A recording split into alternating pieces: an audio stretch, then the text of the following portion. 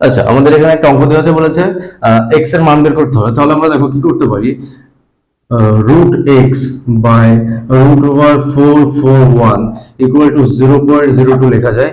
দেখো এই যে 441 এর বর্গমূল হচ্ছে 21, তাহলে root x by 21 equal to point তুললে কত আসে, 2/100। তাহলে এই 21 কে যদি এপাশে নিয়ে যাওয়া হয়, root x equal to 2/100 into 21, তাহলে 21 দুগুণী কত আসছে, 42/100। দেখো আমাদেরকে x এর মান বের করতে হবে, তাহলে আমরা বোথ সাইড যদি স্কোয়ার করি, তাহলে রুট x এর স্কোয়ার করলে x পাই, এখানে আসে 42 ইন্টু 42 বাই এখানে 100, আর 100 গুণ করলে কত আসছে, জাস্ট দুটো শূন্য অ্যাড হচ্ছে, তাহলে 42 ইন্টু 42 এদের গুণ করলে আমরা পাচ্ছি 1764 বাই 4টে শূন্য। তাহলে আমরা x এর মান কত পেলাম, 1764, তার আগে একটা পয়েন্ট, এটা হচ্ছে আমাদের x এর মান।